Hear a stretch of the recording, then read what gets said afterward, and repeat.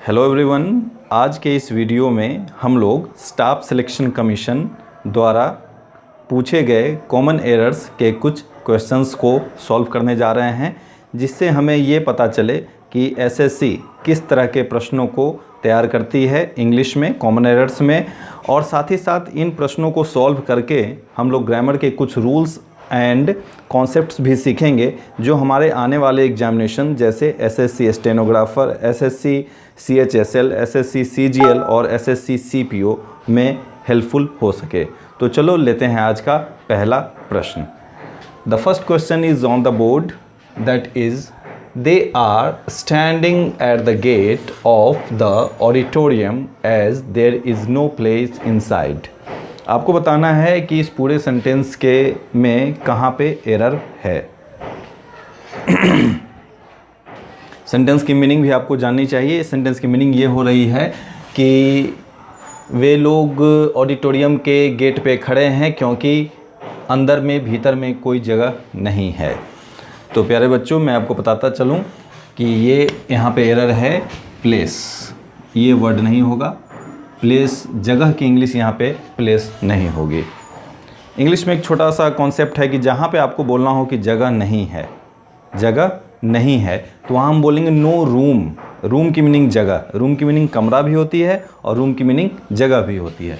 तो यहाँ पे आपका प्लेस की जगह होगा रूम, तब जाके आपका सेंटेंस सही हो जाएगा। रूम की मीनिंग जगह, प्लेस की मीनिंग स्थान। प्लेस हम वैसे बोलते हैं कि जैसे प्लेस फिर कोई जगह का नाम बताते हैं, कोई पता बताते हैं। बात समझ में आ रही है?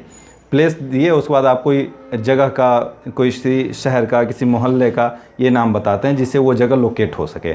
लेकिन किसी भी ऑडिटोरियम में या किसी भी ट्रेन, रेलवे ट्रेन कंपार्टमेंट में या कहीं भी यदि हिंदी में ऐसा है कि जगह नहीं है तो उसकी इंग्लिश होगी no room.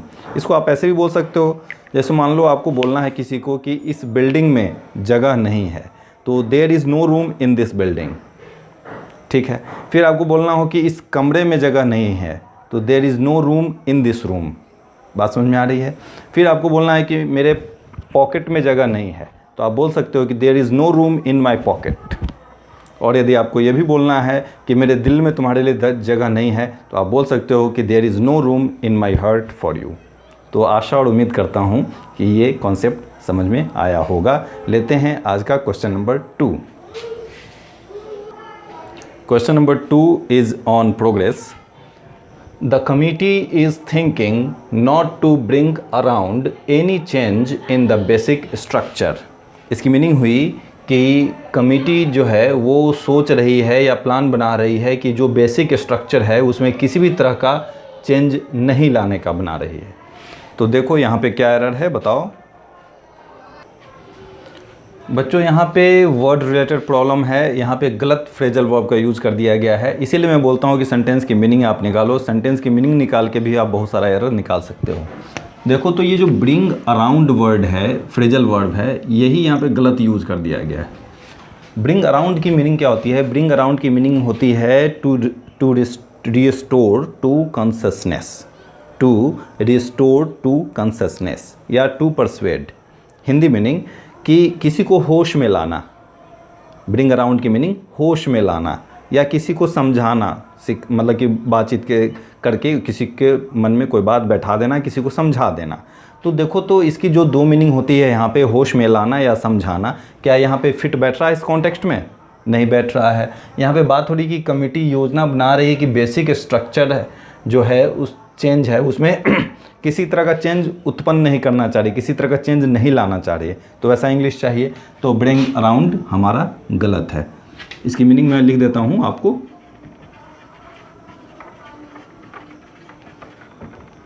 To restore to consciousness, Hindi होश में लाना, या एक और मीनिंग होती है इसकी टू परसुएड, मतलब किसी को मनाना। तो ये तो नहीं होगा। यहाँ पे क्या होगा? यहाँ पे होगा बच्चों ब्रिंग अबाउट। यहाँ पे होगा ब्रिंग अराउंड की जगह होगा ब्रिंग अबाउट। ब्रिंग अबाउट की मीनिंग ही होती है to make something happen, specially change, कुछ होना, कुछ होने देना, कुछ करना और ख़ास करके किसी भी मैटर में, किसी भी चीज़ में कुछ बदलाव करना। तो ब्रिंग अबाउट की मीनिंग होती है टू मेक समथिंग हैपन, कुछ करना। तो अब आपको समझ में आ गई होगी बात कि यहाँ पे क्या एरर है, ब्रिंग अराउंड क्यों नहीं होगा, कॉन्टेक्स्ट के अकॉर्डिंग वो फिट नहीं बैठ रहा है, फिट के कॉन्टेक्स्ट के अकॉर्डिंग फिट बैठ रहा है ब्रिंग अबाउट, तब जाके हमारा सेंटेंस बिल्कुल सही हो जाएगा और मीनिंगफुल सेंटेंस हो जाएगा। तो ये भी समझ में आ गई होगी। लेते हैं आज का अगला प्रश्न। Question number 3, he is having many friends here. यहाँ पे उसके बहुत सारे फ्रेंड्स हैं। तो आप बताएं इसमें कहाँ एरर है। इज हैविंग की जगह हैज हो सकता है कि इज हैविंग का यूज़ ना करके हम यूज़ करें he has many friends here, तो वो ज़्यादा सही हो। ठीक है, लेकिन मैं आपको ऑब्लिक देता हूँ कैसे ये क्वेश्चन आया है, तब आपको पता चलेगा कि यहाँ पे एरर है या नहीं है। देखो यहाँ पे बच्चों, ये जो क्वेश्चन है इसमें एक ऑब्लिक इज पे है, दूसरा मैनी पे है। इज पे, दूसरा मैनी पे, उसके बाद नो एरर, ऐसा part A B C D. अब बताओ अब क्या करोगे, अब किसको सही करोगे, किस पार्ट को बोलोगे एरर है। इज को यदि सही मानते हो, यहाँ पे हैविंग को हटा के हैज़ लगाते हो तो फिर भी परफेक्ट नहीं बैठेगा। यहाँ पे हैज़ लगाते हो तो फिर ये हैविंग परफेक्ट नहीं बैठेगा। तो ये जो क्वेश्चन जो पूछा गया है, किसी कॉम्पिटिटिव एग्ज़ाम में पूछा गया है, एसएससी में ही पूछा गया है, तो according to option, according to oblique, यहाँ पे हमारा आंसर होगा नो एरर। ऐसा इसलिए कि जब हम किसी एक पार्ट में, इसमें या इसमें जब हम सही करते हैं, थोड़ा सा इम्प्रूव करते हैं ग्रामेटिकल और थोड़ा सुधार लाने की कोशिश करते हैं, तो फिर भी हमारा पूरा सेंटेंस सही नहीं हो पाता है। तो इसका मीनिंग ये सब सही है, इसमें नो एरर है, ये भी चल सकता है। लेकिन ये जो सेंटेंस है इसका सही एक्सप्रेशन और बेहतर एक्सप्रेशन क्या होगा, इसका बेहतर एक्सप्रेशन यही होगा कि हम लिखें he has many friends here.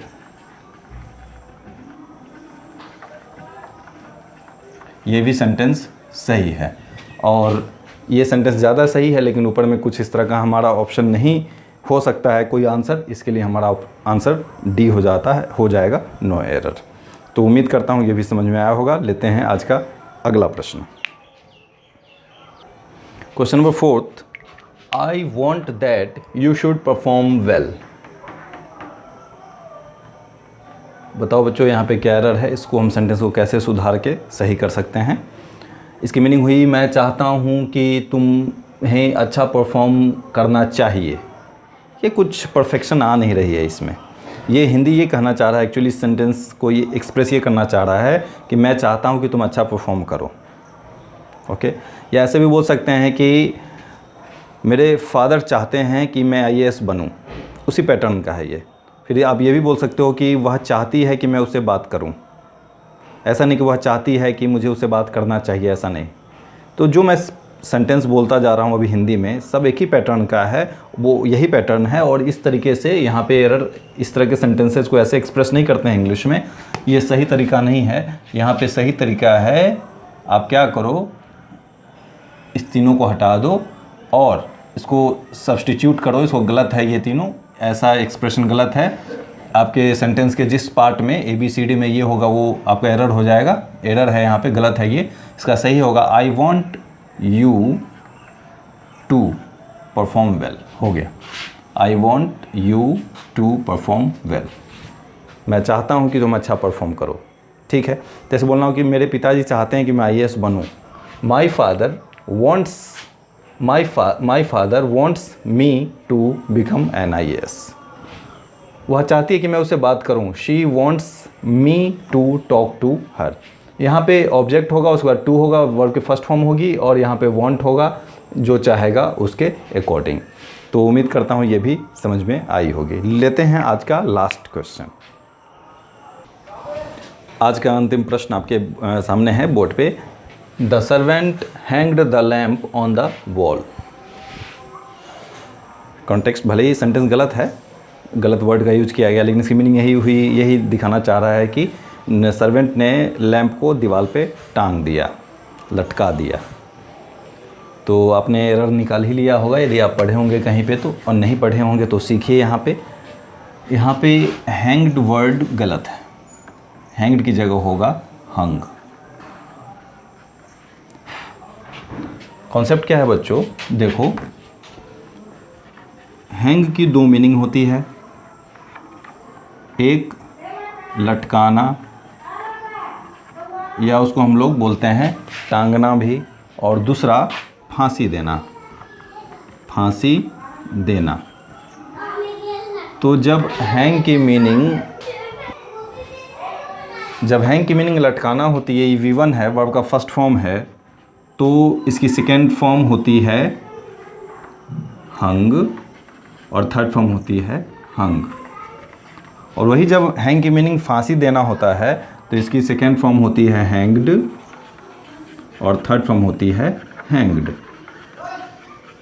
Verb की सेकेंड फॉर्म, वर्ब की थर्ड फॉर्म। यहाँ पे वर्ब की सेकेंड फॉर्म यूज की गई है द सर्वेंट हैंग्ड या हंग जो। तो पूरे कॉन्टेक्स्ट को पढ़ने से ये पता चल रहा है कि यहाँ पे टांगने लटकाने की बात हो रही है। तो यहाँ पे लटकाना है, हैंग लटकाना, तो लटकाना है तो सेकेंड फॉर्म हंग चाहिए। लैम्प को तो फांसी नहीं दिया जा रहा है नौकर के द्वारा, तो हमारा यहाँ पे नहीं होगा।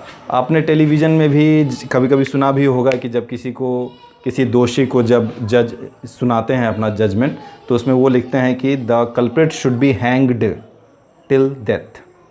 तो वहाँ पे फांसी देने की बात होती है, इसके लिए वहाँ पे वर्ब की थर्ड फॉर्म हैंग्ड यूज की जाती है, पैसिव वॉइस है, इसलिए the culprit should be hanged till death. ये अलग बात है। उसके बाद उस पेन को तोड़ दिया जाता है ताकि ये माना जाता है कि ये पेन अपशकुन है, इसे किसी को फांसी की सज़ा मिली है, मौत की सज़ा मिली है, इसलिए उस पेन को फिर कचरे में डाल दिया जाता है।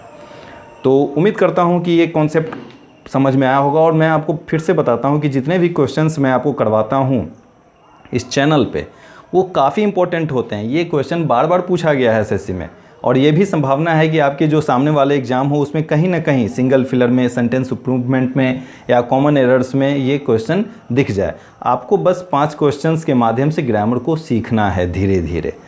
तो सारे क्वेश्चंस इंपॉर्टेंट हैं जो मैं करवाता हूँ, सिलेक्टेड क्वेश्चन करवाता हूँ।